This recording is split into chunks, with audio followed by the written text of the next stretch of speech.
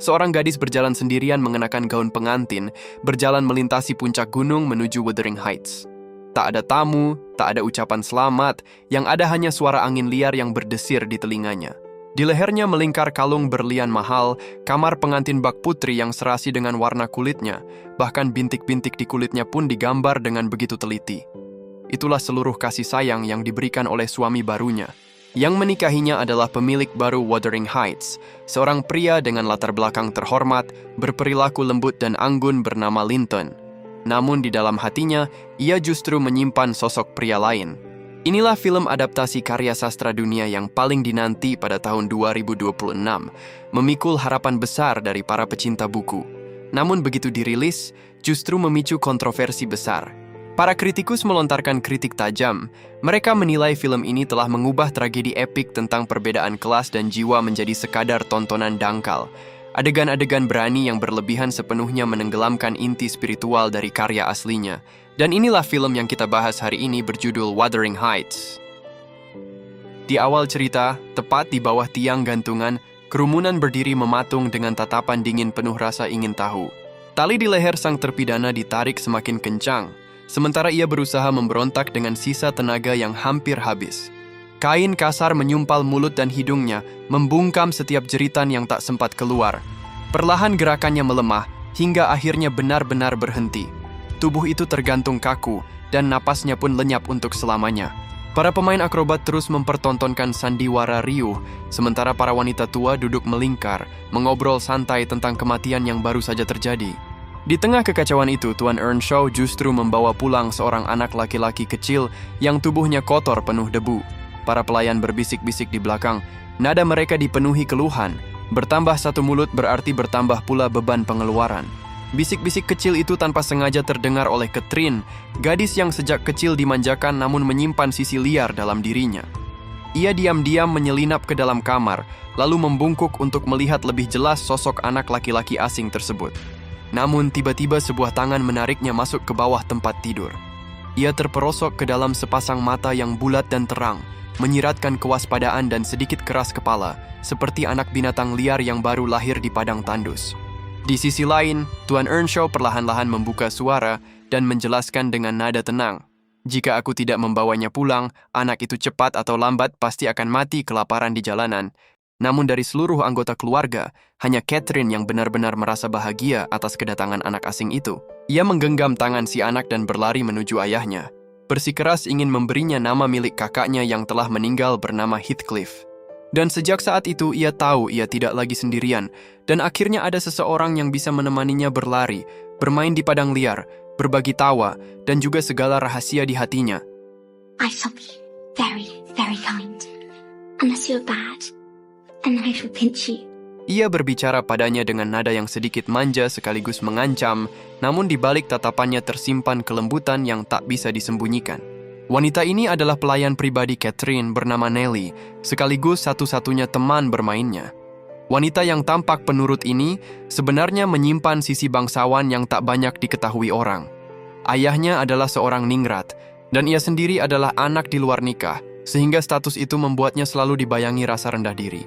Perlahan kehadiran Heathcliff merebut seluruh perhatian Catherine darinya. Lalu Catherine pun mulai mengajari Heathcliff membaca dan menulis.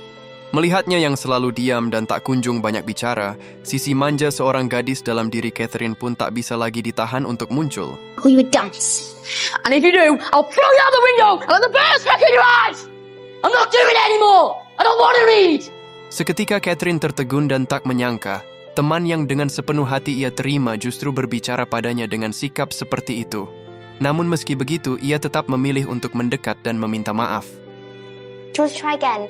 I'll be more patient, I promise. No, Well, then you shall never read and never advance to be very stupid forever. go away. No. Go away. No. Just go away. No. Go away! No! I won't go away. I'll never go away. I will never leave you, no matter what you do. Baru saja kata-kata itu terucap, tiba-tiba pergelangan kakinya merasakan sentuhan hangat. Itu adalah tangan Heathcliff yang menggenggam erat pergelangan kakinya, seolah ingin mengukir keberadaannya ke dalam hidupnya selamanya. Mereka pun mengukir nama satu sama lain di permukaan batu yang kasar, lalu berbalik dan berlari bebas melintasi hamparan padang liar yang luas. Rumput di sekitar mereka bergoyang cepat diterpa angin, sementara deru angin kencang seakan memeluk mereka berdua.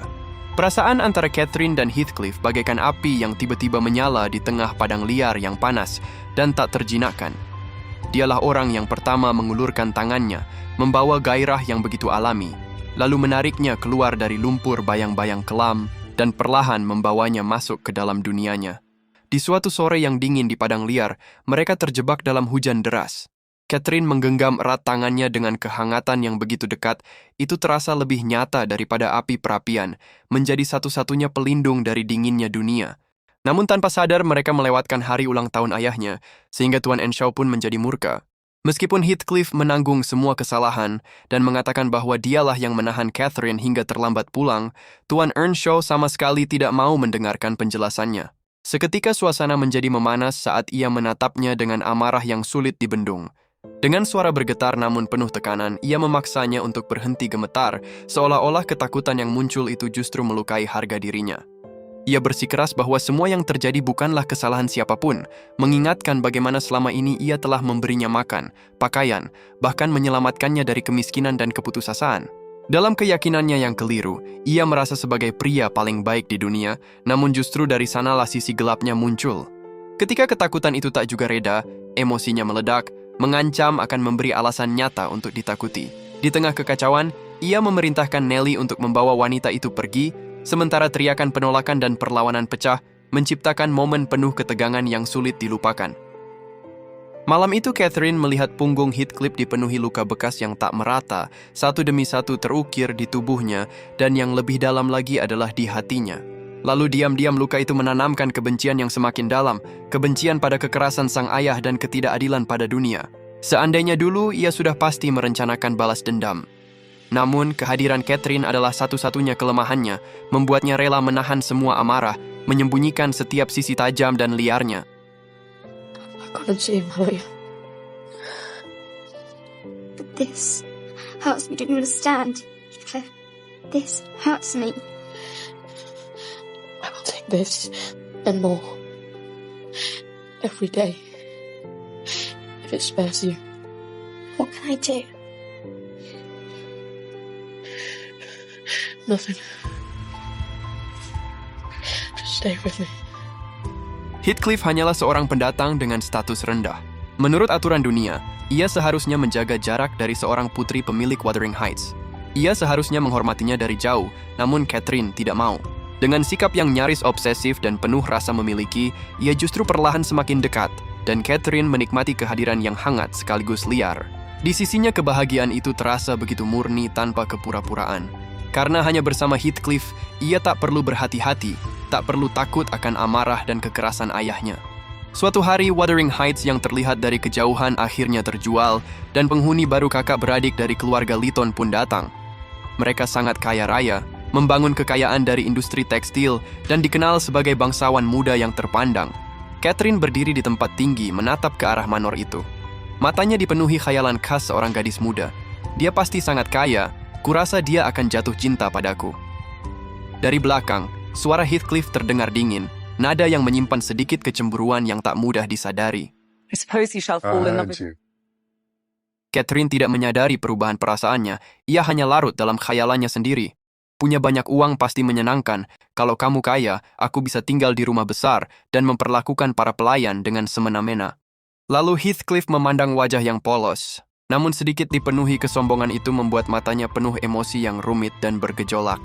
Sejak hari itu, Catherine mulai menantikan kedatangan Tuan Linton setiap hari. Hatinya dipenuhi rasa penasaran dan bayangan indah tentang pria kaya tersebut. Semakin hari ia menjadi gelisah, tak bisa diam, menarik Heathcliff untuk terus mengeluh, dan dari mulutnya nama Linton tak pernah berhenti disebut. Heathcliff pun mendengarkan semua itu, hari demi hari mendengar orang yang ia cintai terus menyebut pria lain. Namun perasaan gelisah dan terluka di dalam hati Heathcliff pun akhirnya meluap seperti ombak pasang yang tak terbendung.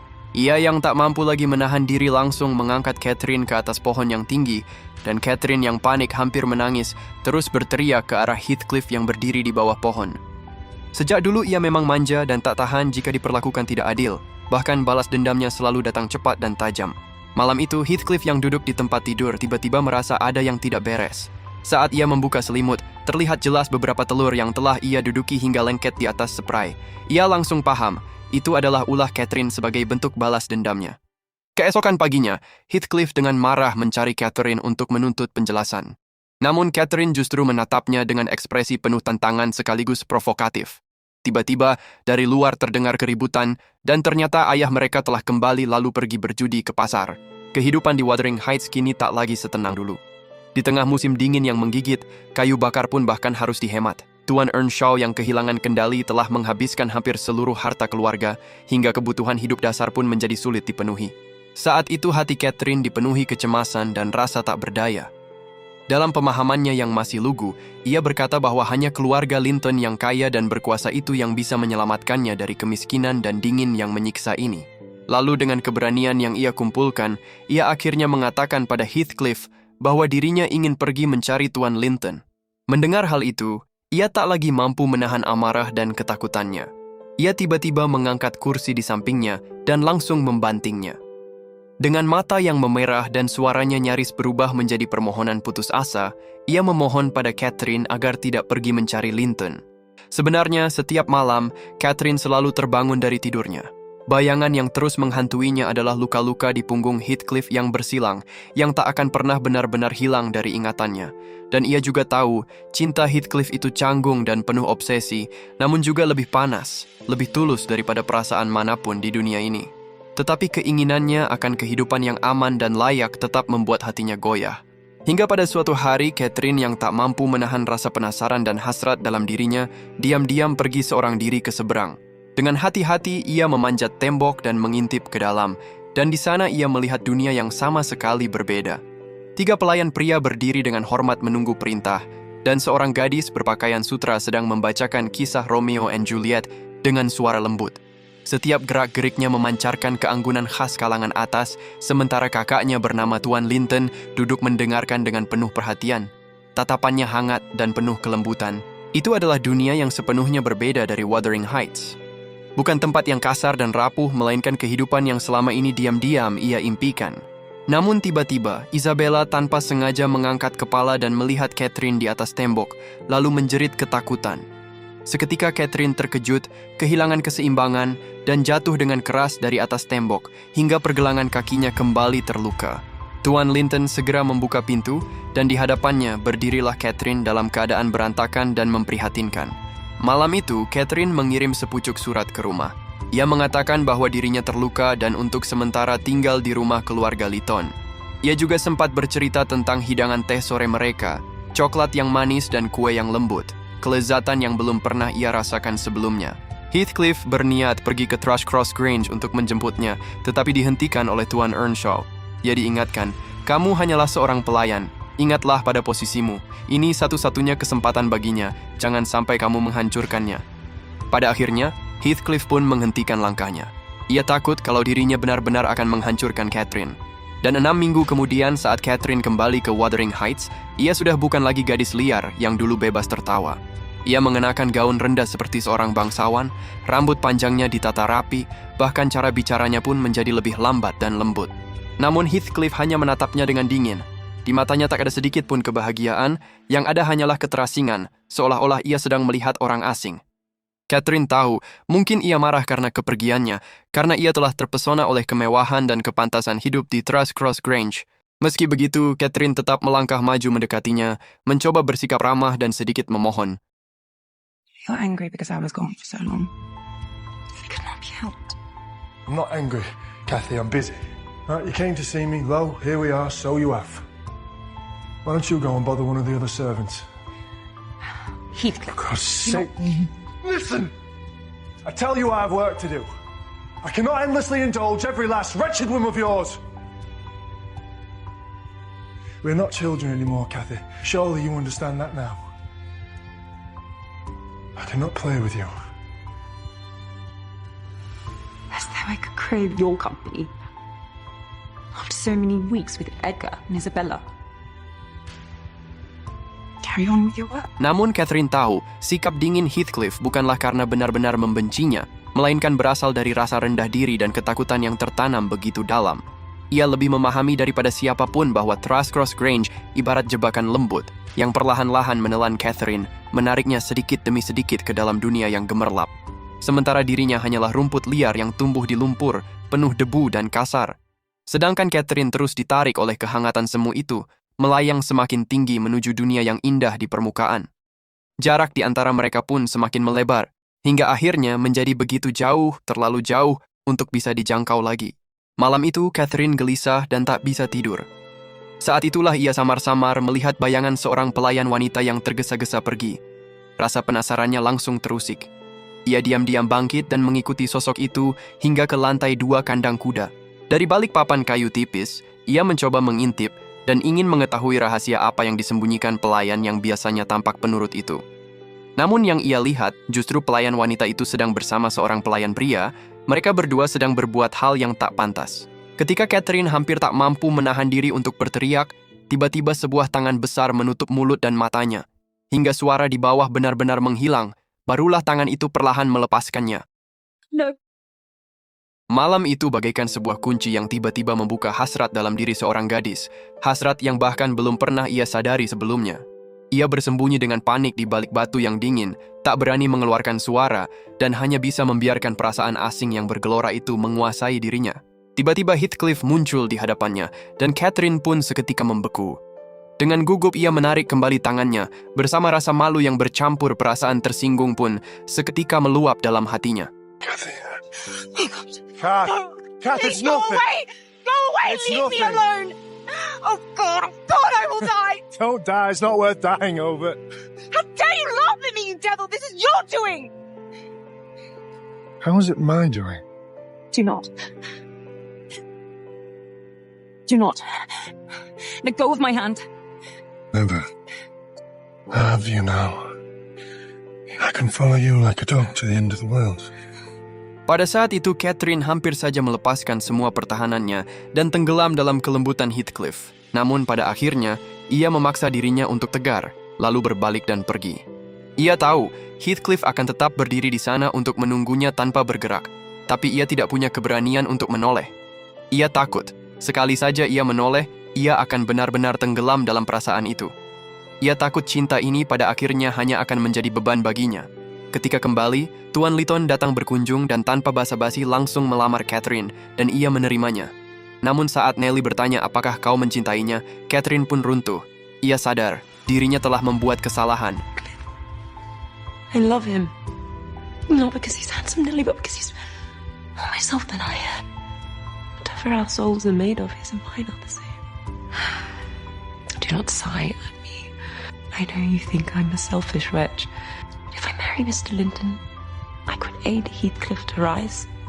I could place him out of my father's power. With your husband's money, you'll find him not so pliable as you calculate upon.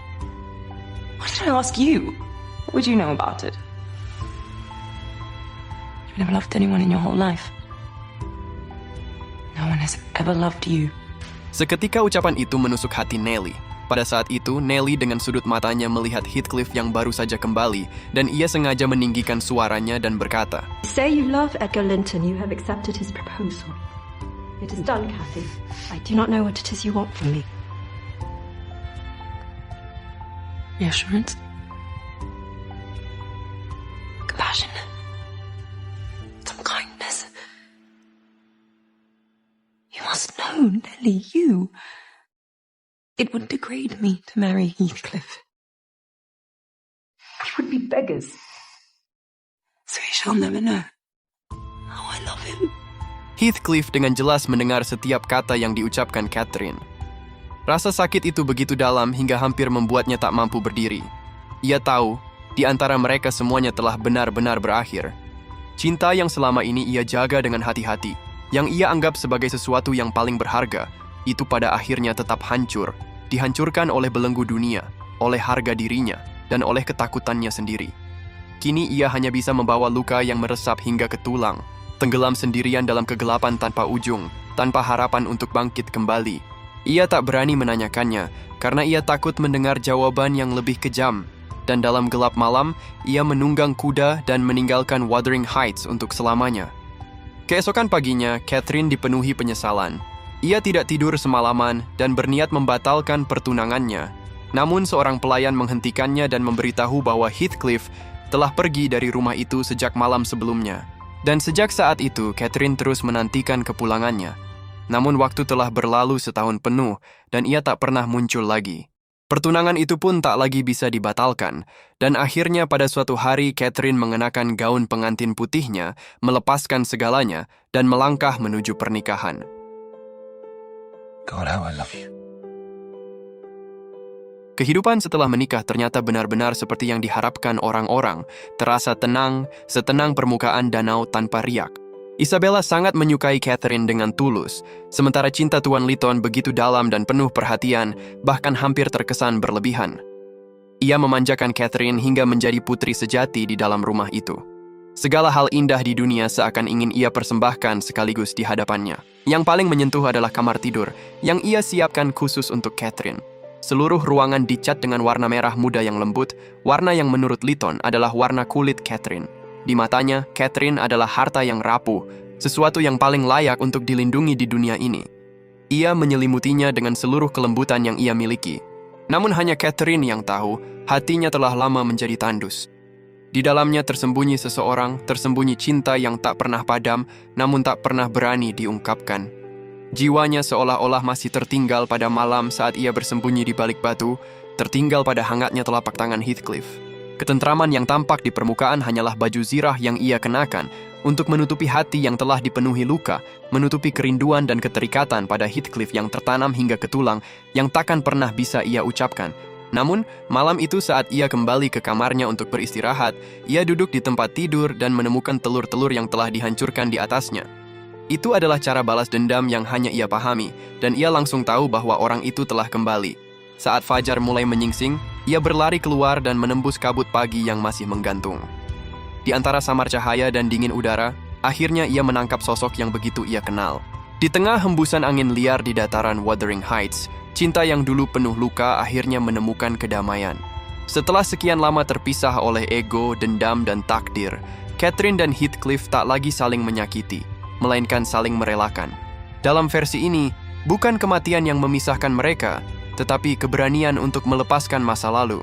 Dan Heathcliff yang selama ini terjebak dalam obsesi, akhirnya menyadari bahwa cinta sejati bukan tentang memiliki, melainkan saling membebaskan. Sementara Catherine yang dulu terombang-ambing antara ambisi dan perasaan, akhirnya kembali sebagai dirinya yang utuh. Mereka tak perlu lagi bersama untuk saling mencintai, karena cinta itu telah menjadi bagian dari jiwa mereka. Dan di sanalah kisah itu berakhir, bukan dengan tangis, melainkan dengan senyuman tipis yang abadi, seolah semesta akhirnya merestui cinta yang pernah tersesat, kini telah kembali pulang dengan damai.